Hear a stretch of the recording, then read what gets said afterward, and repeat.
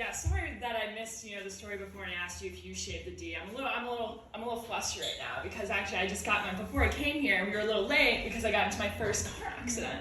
I was parallel parking, somebody fucking hit me, we were late.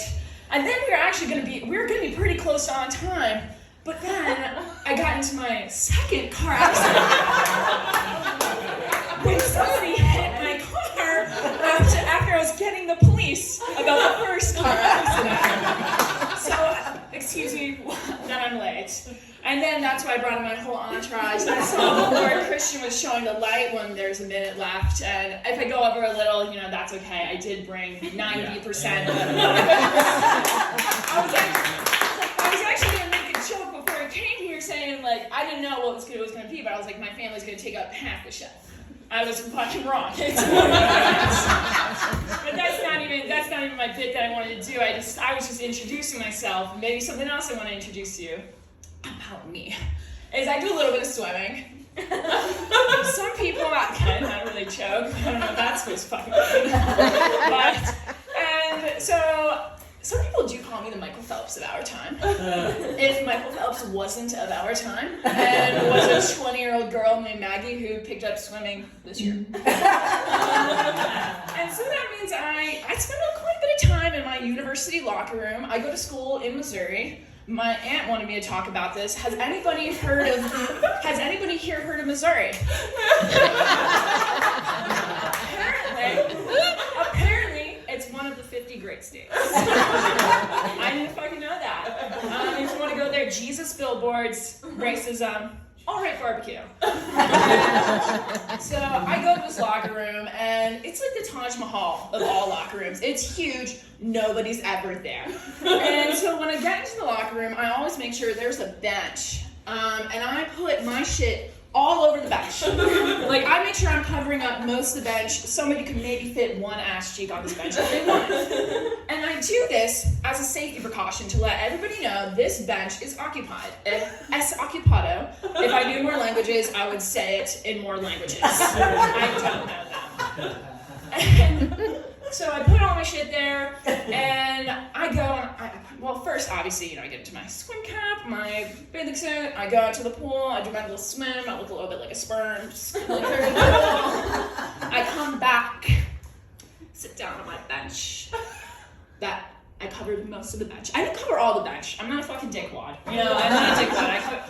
But, so I sit down, and it seems like somebody didn't get the fucking message. Because nobody else is in this locker room. This girl walks in the door, locks eyes with me, sits on my bench. There's literally 4 inches of room.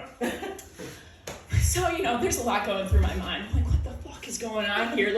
This is just basic locker room etiquette. You don't come near me. And it's just running through my mind. And I'm like, I'm going to teach this bitch a lesson. And I'm running through ideas how, and I'm like, and so my natural next move is to start angrily stripping. And I start throwing it off, swim cap on the ground, big suit on the ground. I'm staring at her the whole damn time. I'm letting her know what's up. You want to stand next to me in a public locker room?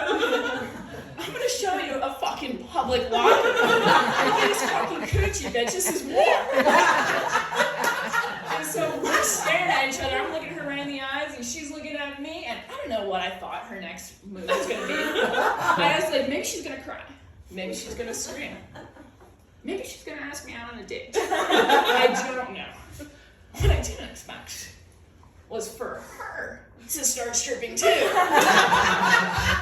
So then she's naked, and I'm naked, and we're shoulder to shoulder naked in this giant Taj Mahal of locker room. Nobody else is in there. I'm just standing there, and I'm like, okay, what the fuck do I do? Like you won. She won this battle, and she didn't even know she was in.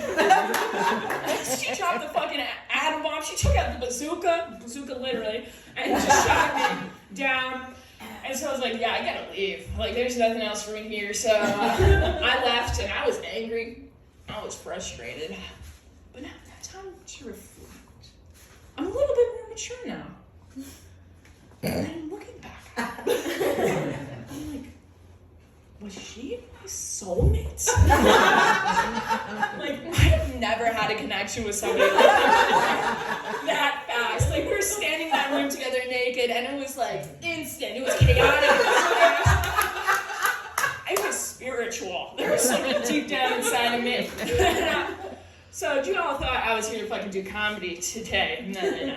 I'm here to see maybe if the other 10% of the crowd, if she's out there tonight. Because if that locker room girl is out there and you remember me, thinking about me as much as I've been thinking about you, definitely not.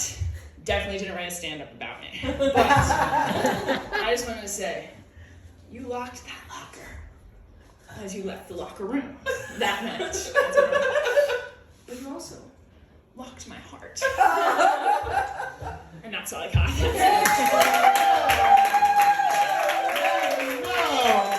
Let's hear from Maggie Noe. I think that's a great romantic story. That could be a Lifetime original movie.